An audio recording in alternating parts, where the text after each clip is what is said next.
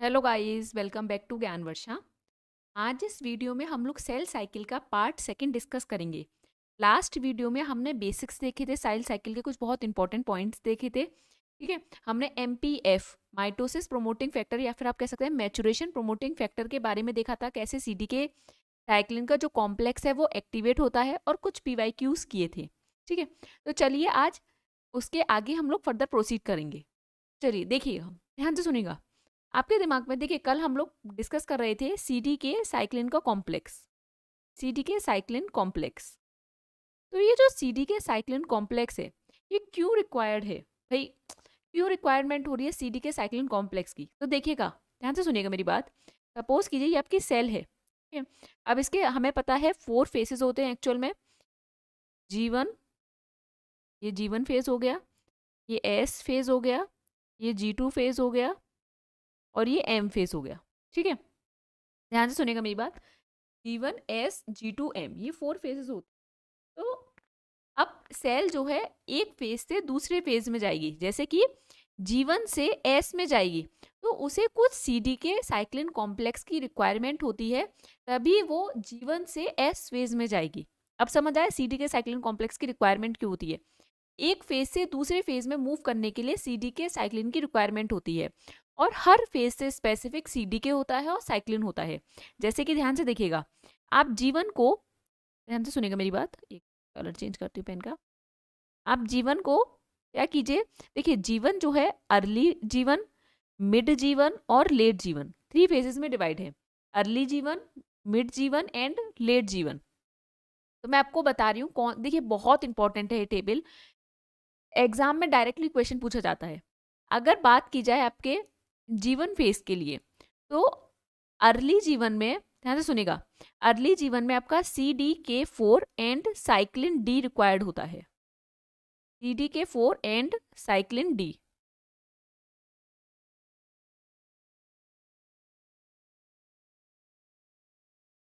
ठीक है। अर्ली जीवन में क्या रिक्वायर्ड होता है? CDK4 cyclin D. वहीं पर मिड जीवन की बात की जाए, CDK6 and cyclin D, CDK6 and cyclin D, ठीक है। लेट जीवन, जब जीवन जो फेज है वो कंप्लीट होने वाला है और एस में एंट्री लेने वाला है, तो कौन से CDK साइक्लिन की रिक्वायरमेंट होगी? CDK2 एंड साइक्लिन ई, ठीक है। अर्ली जीवन में CDK4 साइक्लिन डी की रिक्वायरमेंट होती है, मिड जीवन में CDK6 साइक्लिन डी की रिक्वायरमेंट होती है, लेट जीवन में CDK2 साइक्लिन ई की रिक्वायरमेंट होती है, ठीक है। अब जीवन से सेल कहाँ आ जाएगी? एस फेज में। इस एस फेज में आपको किस साइक्लिन की और CDK की रिक्वायरमेंट होती है? CDK2 साइक्लिन ए, CDK2 साइक्लिन ए, ठीक है। देन एस से G2 में जाएगी आपकी, और एस से G2 में यही आपका CDK साइक्लिन रिक्वायर्ड रहेगा, ठीक है। जब G2 से M में जाएगी, जब G2 से M में जाएगी, तो यहाँ पर आपको किस CDK साइक्लिन की रिक्वायरमेंट होगी? CDK1 and cyclin B, CDK1 and cyclin B. Again I am repeating, ये CDK साइक्लिन की हमें क्यों रिक्वायरमेंट होती है? क्योंकि एक फेज से जब हमें दूसरे फेज में मूव करना है सेल को, तो उसे अलग अलग CDK और साइक्लिन की रिक्वायरमेंट होगी, ठीक है। और इसी जो इसको कॉम्प्लेक्स है हम बोलते हैं इसे MPF, मैचुरेशन प्रोमोटिंग फैक्टर या फिर माइटोसिस प्रोमोटिंग फैक्टर। अब ये जैसे कि अर्ली जीवन की बात की जाए, तो अर्ली जीवन में आपका CDK4 साइक्लिन डी, देखिए अर्ली जीवन में क्या हो गया? CDK4 cyclin D. लेट जीवन में, मिड जीवन में क्या हो गया? CDK6 cyclin D. लेट जीवन में क्या हो गया? CDK2 साइक्लिन ई। एस CD मतलब एस फेज में क्या हो गया? CDK2 साइक्लिन ए, ठीक है। और एम फेज में क्या हो गया? CDK1 cyclin B. अच्छा, यहाँ पर डबल स्टार लग रहा है, इसका क्या मतलब है? The original name of CDK1 was CDC2 in vertebrates. Original name क्या है CDK1 का? CDC2 है। वर्टिब्रेट्स में CDK1 की जगह उसे CDC2 भी कहा जाता है, तो अगर आप कंफ्यूज मत हुइएगा अगर आपको एग्जाम में CDK1 की जगह CDC2 दे दिया जाए, ठीक है। आई होप इतना पार्ट समझ आया होगा। अब चलो आगे मेरे साथ। अब देखो, ये कुछ नहीं है, बहुत इजी वे में एक मैं आपको रिप्रेजेंटेशन, क्योंकि एग्जाम में ज़्यादातर फिगर दे दिया जाता है। ये फिगर क्या रिप्रेजेंट कर रहा है, ये बता रहा है कि देखो different distinct CDK associated with different cyclins to trigger the different events of the cell cycle. अभी हमने देखा कि अलग अलग सीडीके की रिक्वायरमेंट है अलग अलग साइक्लिन के साथ। जैसे कि अगर हम यहाँ बात करें साइक्लिन डी की, तो सीडीके 4 रिक्वायर्ड है, ठीक है, अर्ली जीवन में, लेकिन साइक्लिन डी की वही रिक्वायरमेंट है सीडीके 6 के साथ मिड जीवन में। तो डिफरेंट सीडीकेज हैं, डिफरेंट साइक्लिन्स हैं। तो यहाँ पर सिर्फ और सिर्फ दो उसको देके दिखाया गया है, एस सीडीके मतलब एस फेज में और एम फेज में। एम फेज में CDK cyclin complex and S phase में सीडीके साइक्लिन कॉम्प्लेक्स। तो बात की जाए तो देखिएगा, देखिए याद हो आपको, कल मैंने आपको एक बताया था कि सीडीके का रोल होता है फॉस्फोराइलेशन और डीफॉस्फोराइलेशन से, फॉस्फोराइलेशन और डीफॉस्फोराइलेशन से। वहीं पर अगर साइक्लिन की बात की जाए, साइक्लिन का कोई भी रोल नहीं होता फॉस्फोराइलेशन और डीफॉस्फोराइलेशन से। साइक्लिन की कंसंट्रेशन राइज करती है और फॉल करती है, वही यहाँ पर दिखाया जा रहा है। देखो एस फेज में साइक्लिन की देखो कंसंट्रेशन, एस साइक्लिन जो है उसकी कंसंट्रेशन देखो राइज की, ठीक है, फिर आगे जाके क्या हुई, वो फॉल करना शुरू कर दी, ये देखो यहाँ पर जाके ये फॉल करना स्टार्ट कर दी। वहीं पर बात की जाए एम फेज में, तो एम फेज में देखो एम साइक्लिन की कंडीशन, एम साइक्लिन का कंसंट्रेशन क्या हुआ, राइज करना शुरू किया और फिर बाद में क्या हुआ, फॉल करना स्टार्ट कर दिया। देखो एस फेज इतना लंबा क्यों दिया हुआ है, आप सोच सकते हैं। ये देखो यहाँ पर अगर एस फेज की मैं बात करूं, एस फेज का साइक्लिन इतना लंबा क्यों दिया हुआ है, तो देखो जो ये एस फेज का साइक्लिन है, तो सेम साइक्लिन, साइक्लिन ए जो है आपका एस फेज में भी काम करता है और G2 फेज में भी। तो देखो यहाँ पर, यहाँ से कंसंट्रेशन राइज होना स्टार्ट हुई, ठीक है, यहाँ पर एस फेज आया, कंसंट्रेशन पूरी हो गई, तो साइक्लिन ए यहाँ पर काम कर रहा है, G2 फेज में भी उसकी रिक्वायरमेंट है, और जैसे ही G2 फेज खत्म हुआ वह क्या हो गया, कंसंट्रेशन उसकी फॉल करना स्टार्ट कर दी। Again I am repeating, S phase का साइक्लिन इतना लंबा क्यों दिख रहा है आपको, क्योंकि जो साइक्लिन ए है उसकी रिक्वायरमेंट आपको एस फेज में भी होती है और G2 फेज में भी होती है, तो इसीलिए आपको उसकी कंसंट्रेशन एस से G2 तक दिख रही है, और जैसे ही G2 फेज खत्म हुआ उसकी कंसंट्रेशन क्या हो गई, फॉल करना स्टार्ट कर दी। वहीं पर अगर एम साइक्लिन को देखो, एम साइक्लिन देखो G2 फेज के बाद से राइज करना स्टार्ट किया, एम फेज जब आया वहां पर राइज किया फुल साइक्लिन, और फॉल जैसे ही एम फेज खत्म होने पे आया, कंसंट्रेशन क्या हो गई, फॉल होना स्टार्ट हो गई, ठीक है। तो ये सिंपल है, इसमें कुछ ऐसा नहीं है कि बहुत कॉम्प्लिकेटेड आपको देखना है, बहुत सिंपल सा बस डायग्रामेटिक व्यू दिखाया गया है।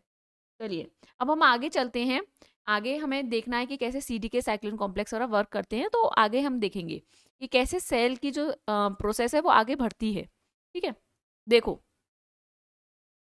अब मैं पेन ले रखा, ठीक है, देखो ये क्या है, न्यूक्लियर मेम्ब्रेन है, ठीक है, ये क्या है, न्यूक्लियर मेम्ब्रेन है। देखो इससे इस कंसेप्ट को जैसे मैं समझा रही हूँ वैसे समझिएगा, बहुत इजी वे में मैं समझा रही हूँ। आपका रेटिनोब्लास्टोमा है, ठीक है, क्या है, रेटिनोब्लास्टोमा। ये कंडीशन याद रखिएगा, रेटिनोब्लास्टोमा अगर फॉस्फोराइलेटेड होगा, अगर रेटिनोब्लास्टोमा कंप्लीटली फॉस्फोराइलेटेड है तो वो क्या होगा, इनएक्टिव होगा। लेकिन अगर रेटिनोब्लास्टोमा अनफॉस्फोराइलेटेड है, रेटिनोब्लास्टोमा अगर अनफॉस्फोराइलेटेड है तो वो क्या होगा, एक्टिव होगा। अब यहाँ देखिए आप, यहाँ ध्यान से देखिएगा, ये रेटिनोब्लास्टोमा है आपका, ठीक है, ये रेटिनोब्लास्टोमा है। अब अर्ली जीवन फेज है, क्या है, अर्ली जीवन फेज। अर्ली जीवन फेज में हमें पता लग गया कौन से सीडीके होते हैं और कौन से साइक्लिन होते हैं, सीडीके 4 और साइक्लिन डी, ठीक है। तो ये सीडीके 4 साइक्लिन डी क्या करते हैं, पार्शियल फॉस्फोराइलेशन करा देते हैं। देखो रेटिनोब्लास्टोमा अभी क्या है, ये अनफॉस्फोराइलेटेड है, तो क्या है, एक्टिव है। अब क्या है, अभी एक्टिव है, एक्टिव है, तो इसने दो ट्रांसक्रिप्शन फैक्टर हैं E2F एंड DP, ये इन दोनों को क्या कर रखा है, बाइंड कर रखा है, इन दोनों को क्या कर रखा है, बाइंड कर रखा है, ठीक है। अब क्या हुआ, अर्ली जीवन फेज आया, अर्ली जीवन फेज में क्या होता है, पार्शियल फॉस्फोराइलेशन हो जाता है रेटिनोब्लास्टोमा का, पार्शियल फॉस्फोराइलेशन हो जाता है रेटिनोब्लास्टोमा का अर्ली जीवन फेज में। तो CDK4 जो साइक्लिन डी है, CDK4 साइक्लिन डी क्या करते हैं, पार्शियल फॉस्फोराइलेशन कर देते हैं रेटिनोब्लास्टोमा का।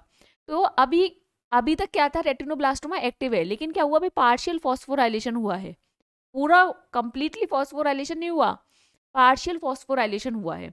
अर्ली जीवन के बाद कौन सा आएगा आपका, मिड जीवन फेज आएगा, कौन सा फेज आएगा, मिड जीवन। उसमें कौन से CDK साइक्लिन काम करेंगे, CDK6 साइक्लिन D, ठीक है। उसमें भी क्या होता है आपका, पार्शियल फॉस्फोराइलेशन ही होता है रेटिनोब्लास्टोमा का। क्या होता है, पार्शियल फॉस्फोराइलेशन होता है रेटिनोब्लास्टोमा का। तो अभी भी क्या हुआ, रेटिनोब्लास्टोमा क्या है, एक्टिव है, जिसकी वजह से उसने क्या किया हुआ, E2F और DP को बाइंड किए हुए है।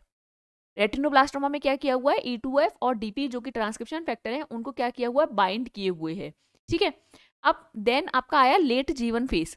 लेट जीवन फेज में क्या होता है, CDK2 साइक्लिन E होते हैं, ये क्या करते हैं, कंप्लीट फॉस्फोराइलेशन करा देते हैं रेटिनोब्लास्टोमा का, कंप्लीट फॉस्फोराइलेशन ऑफ रेटिनोब्लास्टोमा।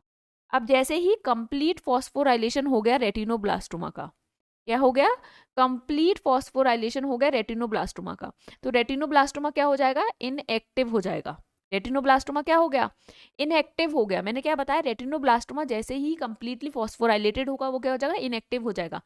जैसे ही रेटिनोब्लास्टोमा इनएक्टिव हुआ, वो क्या रिलीज कर देगा, E2F एंड DP। क्या रिलीज कर देगा, E2F एंड DP को रिलीज कर देगा। E2F एंड DP क्या है, ट्रांसक्रिप्शन फैक्टर हैं, तो क्या इनिशिएट करेंगे, ट्रांसक्रिप्शन। किस किस का ट्रांसक्रिप्शन होगा, ध्यान से सुनिएगा, ORC MCM helicase, ORC and MCM helicase का क्या होगा, ट्रांसक्रिप्शन होगा। ये क्या है, रेप्लिकेशन इनिशिएटिंग प्रोटीन है। ORC और MCM हेलिकेस क्या है, रेप्लिकेशन इनिशिएटिंग प्रोटीन। देन आपका DNA पॉलीमरेज बनेगा, DNA पॉलीमरेज। आपका THFR, ये आपको पता है THFR क्या है, टेट्राहाइड्रोफोलेट रिडक्टेस। ये किस में रोल प्ले करता है, न्यूक्लियोटाइड की सिंथेसिस में, ठीक है भाई, क्योंकि अब आपका रेप्लिकेशन वाला होगा ना, एस फेज में जाएगा, रेप्लिकेशन के लिए सारी प्रोटीन्स तैयार होंगी, सब कुछ होगा, ठीक है। देन आपका DNA रिपेयर प्रोटीन की सिंथेसिस स्टार्ट हो जाती है, DNA रिपेयर प्रोटीन, ठीक है। और साइक्लिन A बनता है, क्या होता है, साइक्लिन A बनता है। दोबारा रिपीट कर रही हूँ, ध्यान से सुनिएगा मेरी बात। क्या हुआ आपका, आप ध्यान से सुनिए, आपका रेटिनोब्लास्टोमा जब फॉस्फोराइलेटेड होगा तब वो इनएक्टिव होगा। रेटिनोब्लास्टोमा जब फॉस्फोराइलेटेड है कंप्लीटली, वो क्या होगा, इनएक्टिव होगा। लेकिन अभी क्या है, इनिशियली सेल में क्या होता है, रेटिनोब्लास्टोमा एक्टिव रहता है और E2F और DP को बाइंड किए हुए रहता है, ठीक है। अब क्या होता है, अर्ली जीवन फेज में CDK4 cyclin D partial phosphorylation कराते हैं रेटिनोब्लास्टोमा का। लेकिन क्योंकि पार्शियल फॉस्फोराइलेशन हुआ है, इसीलिए वो इनएक्टिव नहीं हो पाता है। मिड जीवन आया, वो इनएक्टिव नहीं हो पाया। लेट जीवन फेज में क्या होता है, कंप्लीट फॉस्फोराइलेशन हो जाता है रेटिनोब्लास्टोमा का। जैसे ही कंप्लीट फॉस्फोराइलेशन हुआ, रेटिनोब्लास्टोमा क्या हो गया, इनएक्टिव हो गया। रेटिनोब्लास्टोमा इनएक्टिव हुआ तो E2F DP क्या हुए, रिलीज हो गए। रेटिनोब्लास्टोमा ने क्या कर दिए, E2F एंड DP को रिलीज कर दिया, जो कि क्या करेंगे, ट्रांसक्रिप्शन को इनिशिएट करेंगे। किस किस का ट्रांसक्रिप्शन होगा, साइक्लिन A का होगा, आपके रेप्लिकेशन इनिशिएटिंग प्रोटीन जो कि ORC और MCM हेलिकेज हैं वो रिलीज होंगे, आपका DNA पॉलीमरेज आएगा, आपका THFR क्या है, जो कि न्यूक्लियोटाइड सिंथेसिस में रोल प्ले करता है, वो होगा, ठीक है। और DNA रिपेयर प्रोटीन्स बनेंगे। आई होप इतना पार्ट तो अच्छे से समझ आया होगा।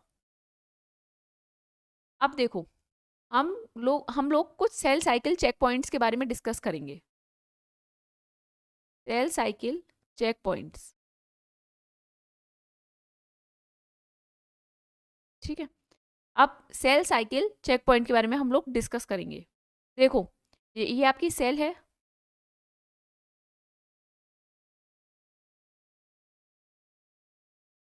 ये G1 है, ये S फेज है, ये G2 फेज है और ये M फेज है, ठीक है। तो आपका एक चेक पॉइंट होता है G1 फेज में। एक चेक पॉइंट कहाँ होगा, G1 फेज में। G1 फेज में आप कह सकते हैं यहाँ पर, एक मिनट,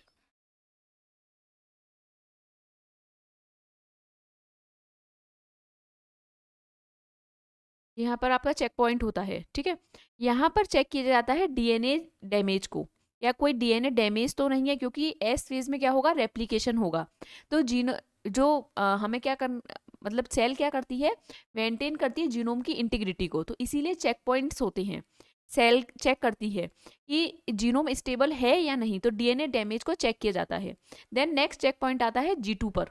ठीक है, वहां भी चेक किया जाता है कि कहीं ऐसा तो नहीं कोई डीएनए अनरेप्लिकेटेड रह गया हो, अनरेप्लिकेटेड डीएनए तो नहीं है। तो G2 में भी एक क्या होता है, चेक पॉइंट होता है। एक G1 में चेक पॉइंट होता है और एक G2 में होता है, और एक होता है आपका M में चेक पॉइंट। ये हम एंड में देखेंगे, बाद में देखेंगे क्या होता है इस चेक पॉइंट में। देखो, एक चेक पॉइंट होता है G1 में, एक होता है G2 में, और एक होता है M में। M में G1 में चेक किया जाता है कि कहीं कोई डीएनए डैमेज तो नहीं है, क्योंकि एस फेज में क्या है, रेप्लिकेशन होना है। तो जीनोम स्टेबिलिटी को चेक किया जाता है, जीनोम स्टेबल है या नहीं, जीनोम की इंटीग्रिटी को मेंटेन करने के लिए। देन G2 में एक चेक पॉइंट होता है, वहां पर चेक किया जाता है कहीं कोई ऐसा तो नहीं एस फेज में रेप्लिकेशन नहीं हुआ हो किसी डीएनए का, तो G2 में चेक पॉइंट है। ठीक है, देन एक एम चेक पॉइंट होता है, वो हम लोग बाद में देखेंगे एम चेक पॉइंट में क्या होता है। ठीक है, अच्छा, इससे पहले मैं कुछ और एक इंपॉर्टेंट पॉइंट बताना चाहूंगी। ध्यान से देखिएगा, मेरी बात को सुनिएगा ध्यान से।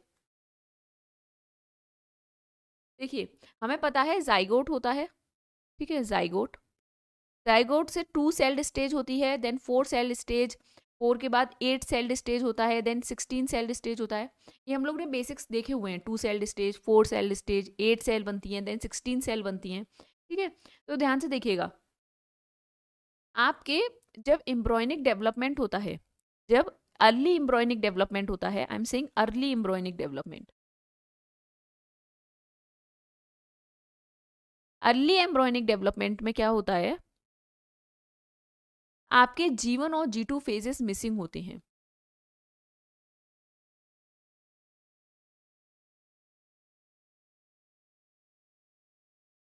आपका जब अर्ली एम्ब्रॉयनिक डेवलपमेंट होता है, देखो सेल यूजुअली G1S G2M को फॉलो करती है, लेकिन जब अर्ली एम्ब्रॉयनिक डेवलपमेंट होता है तो क्या होता है, G1 और G2 फेज मिसिंग होते हैं। सिर्फ और सिर्फ कौन से फेजेस देखने के लिए मिलते हैं, S and M phase. S and M phase क्या होंगे, आपको ऑब्जर्व मतलब आपको देखने के लिए मिलेंगे। ठीक है, G1 और G2 फेजेस क्या होंगे, मिसिंग होंगे। टिल ब्लास्टुला तक G1 और G2 फेज मिसिंग रहते हैं। अर्ली एम्ब्रॉयनिक डेवलपमेंट में G1 और G2 फेज मिसिंग रहेंगे।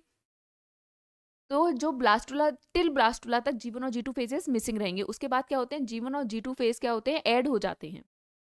मैं दोबारा रिपीट कर रही हूँ बच्चों, ध्यान रखना, अगर आपसे पूछा जाए कि आपसे बहुत एग्जाम में ये क्वेश्चन पूछा जाता है, क्या एस और एम फेज कभी मिसिंग हो सकते हैं, या आपसे पूछा जाएगा ऐसे कौन से फेजेस हैं जो मिसिंग हो सकते हैं सेल साइकिल में, तो आप कहेंगे G1 और G2 फेजेस मिसिंग हो सकते हैं।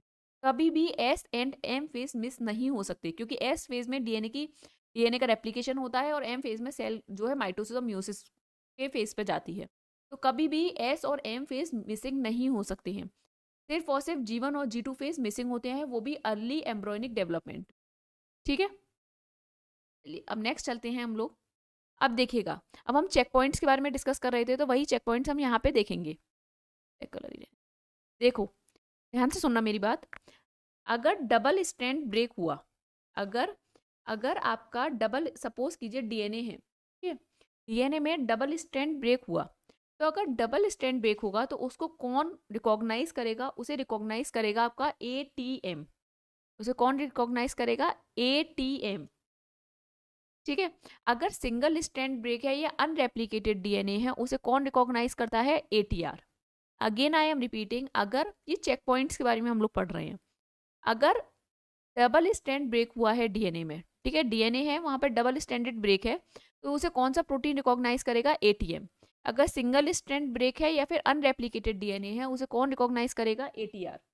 ठीक है, अब एटीएम और एटीआर क्या करते हैं, वो फॉस्फोराइलेट कर देते हैं। देखो CHK की फुल फॉर्म क्या है, check point kinase, check point kinase. ठीक है, तो एटीएम और एटीआर क्या करते हैं, चेक पॉइंट को फॉस्फोराइलेट कर देते हैं। एटीएम क्या करेगा, चेक पॉइंट 2 को फॉस्फोराइलेट कर देगा। एटीएम ने क्या किया, चेक पॉइंट 2 को फॉस्फोराइलेट कर दिया, जिसकी वजह से क्या हुआ, चेक पॉइंट 2 क्या हो गया, एक्टिवेट हो गया। चेक पॉइंट 2 क्या हो गया, एक्टिवेट हो गया। एटीआर ने क्या किया, अगर सिंगल स्ट्रैंड ब्रेक है या अनरेप्लिकेटेड डीएनए, तो एटीआर क्या करेगा, चेक पॉइंट 1 को फॉस्फोराइलेट कर देगा।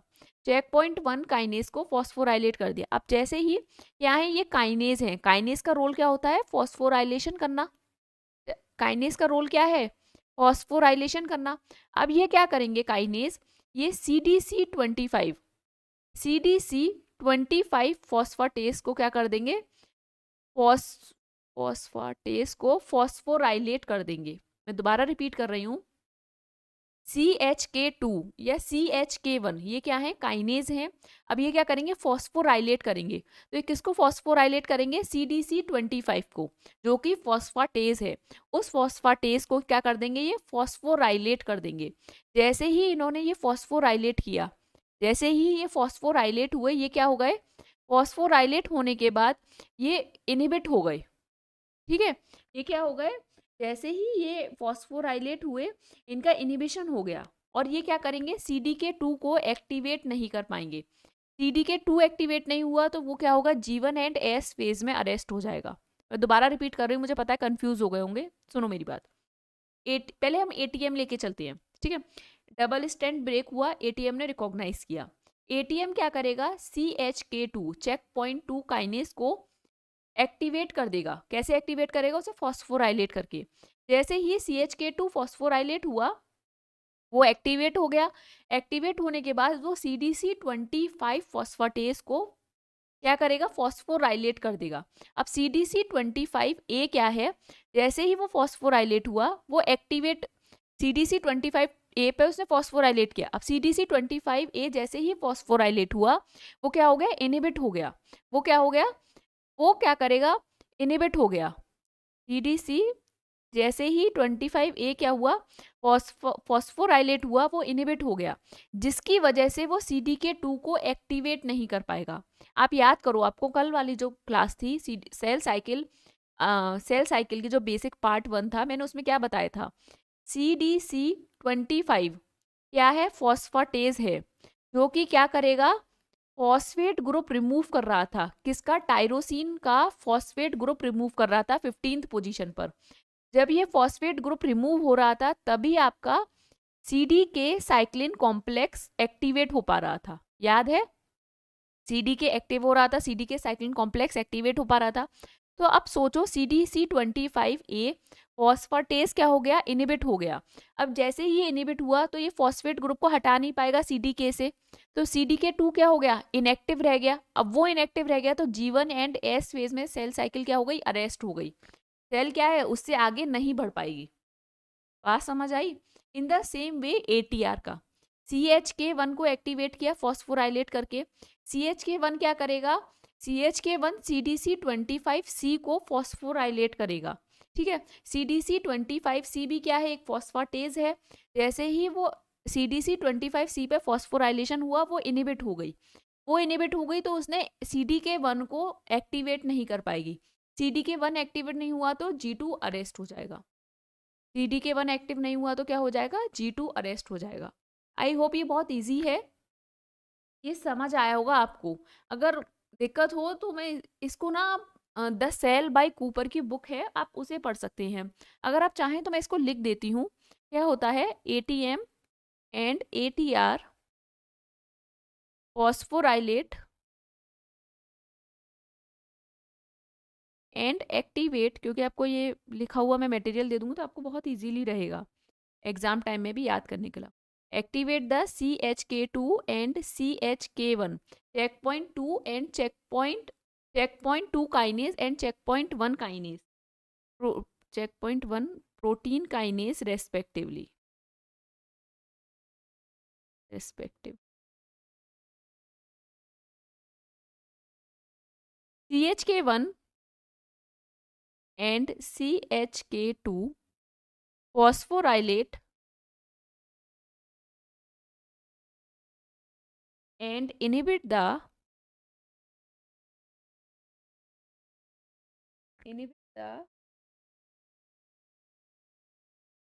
CDC25A and CDC25C protein phosphatase,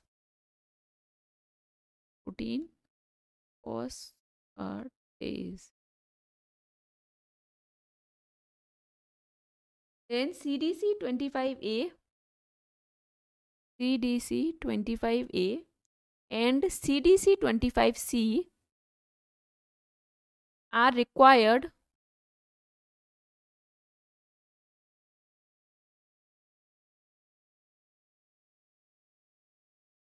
to activate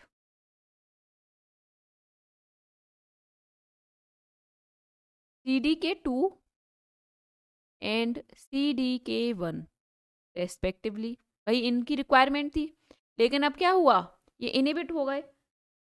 तो देयर इनिबिशन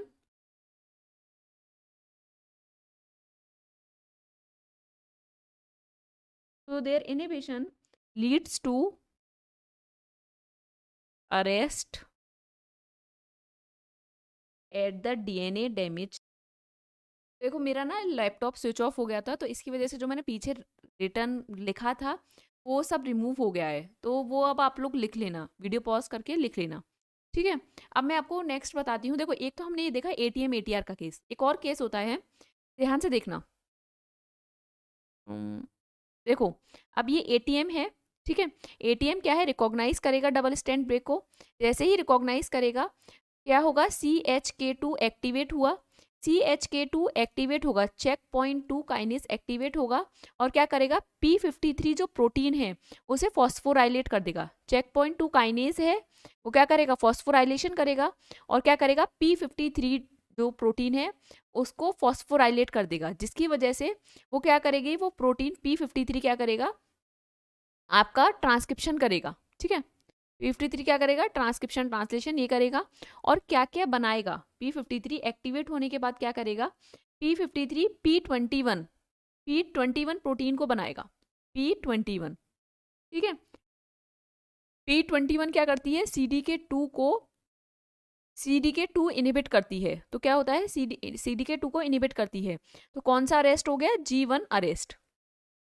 P21 क्या करेगा, देखो P53 जैसे ही एक्टिवेट हुआ उसका इंक्रीज होगा लेवल, वो ट्रांसक्रिप्शन ट्रांसलेशन करेगा, और ट्रांसक्रिप्शन ट्रांसलेशन करने के बाद वो P21 को बनाएगा, ठीक है। P21 क्या करता है, CDK2 को इनिबिट करता है और G1 अरेस्ट करता है, ठीक है।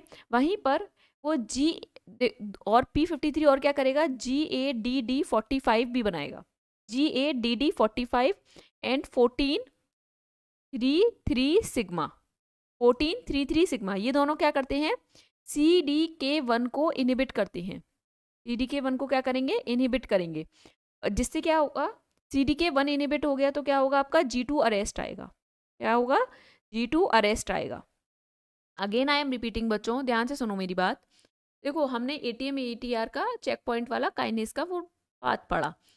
एक और होता है DNA डैमेज, अगर है आपका डबल स्टैंडर्ड, तो क्या होगा, ATM क्या करेगा, चेक पॉइंट 2 काइनेस को एक्टिवेट करेगा। चेक पॉइंट 2 काइनेस P53 को एक्टिवेट करेगा, P53 एक्टिवेट हो गया, फॉस्फोराइलेट हो गया, उसका लेवल बढ़ेगा, और वो क्या करेगा, ट्रांसक्रिप्शन ट्रांसलेशन करेगा, और वो P21 को बनाएगा। P21 क्या करता है, CDK2 को इनिबिट करता है, G1 अरेस्ट आता है। वहीं पर GADD45 एंड 14-3-3 सिग्मा CDK1 को इनिबिट करते हैं और G2 अरेस्ट आता है, ठीक है। बच्चों आई होप इतना पार्ट समझ आया होगा। आई एम सॉरी, आपका वो ये जो मैंने जो हाँ मटेरियल लिखा था वो रिमूव हो गया है, ये बस आप लोग थोड़ा लिख लेना, वीडियो को पॉज कर करके आप लोग यहाँ पे लिख लेना, ठीक है, अगर आपको रिटर्न मटेरियल की रिक्वायरमेंट हो। अदरवाइज ये जो मैंने इमेजेस ली हैं, ये बुक है द सेल बाय कूपर, ये मैंने टेलीग्राम पर भी शेयर की हुई है, आप वहाँ से ले सकते हैं इस बुक को। द सेल बाय कूपर की जो बुक है मैंने टेलीग्राम पर उसको शेयर किया हुआ है, उस PDF को आप वहाँ से डाउनलोड कर सकते हैं। आप बताइएगा मुझे, मैं दोबारा से शेयर कर दूंगी अगर आप लोगों को नहीं मिली तो, ठीक है। अब हम क्वेश्चन की तरफ चलते हैं। ये JNU में क्वेश्चन पूछा गया है, G1 phase of the cell cycle is usually absent in. मैंने कहा ना ये क्वेश्चन बहुत ज़्यादा पूछा जाता है कि G1 फेज किस में एब्सेंट होता है, G2 फेज, G1 G2, क्या S और M फेज एब्सेंट हो सकते हैं, ये इस टाइप के क्वेश्चन बहुत पूछे जाते हैं। तो हमें पता है इसका आंसर क्या होगा, अर्ली क्लीवेज स्टेज सेल्स। क्या होगा, अर्ली क्लीवेज स्टेज सेल्स। मैंने क्या बताया, अर्ली एम्ब्रॉयनिक सेल्स में, अर्ली एम्ब्रॉयनिक सेल्स में क्या होता है, आपका G1 एंड G2 फेज क्या होते हैं, मिसिंग होते हैं। टिल ब्लास्टुला तक क्या होता है, G1 और G2 फेज मिसिंग होते हैं। उसके बाद क्या होता है, गैस्ट्रुलेशन फेज से, गैस्ट्रुला वाला जो फेज होता है वहां पर G1 और G2 को ऐड कर दिया जाता है, ठीक है गाइस। आई होप आपको ये बहुत अच्छे से चीज़ें क्लियर हुई होंगी। अगर आपको कहीं भी कोई भी दिक्कत हो आप मुझे कमेंट बॉक्स में बोल सकते हैं, आप मुझे ज्ञानवर्षा@gmail.com पर मेल करके भी बता सकते हैं। अगर आपको कोई और स्पेसिफिक टॉपिक पढ़ना है, आपको समझ नहीं आ रहा, तो भी आप मुझे वहाँ पर मेल करके बता सकते हैं। ये हमारा फेसबुक पेज है fb.me ज्ञानवर्षा बायो, ठीक है, आप यहाँ पर हमें फॉलो कर सकते हैं। ये जो मटेरियल है मैं ज्ञान वर्षा टेलीग्राम चैनल पर अपलोड कर दूंगी, आप वहाँ से डाउनलोड कर लीजिएगा। अगर आपको ये वीडियो पसंद आई है तो आप इसे लाइक कीजिएगा, अपने फ्रेंड्स के साथ शेयर कीजिएगा और हमारे चैनल को सब्सक्राइब कीजिएगा। ठीक है, और हमें कमेंट बॉक्स में भी बताया कीजिए कि आपको हमारा कंटेंट कैसा लगता है। अगर कुछ इम्प्रूव करने की ज़रूरत है तो आप वो भी हमें बता सकते हैं।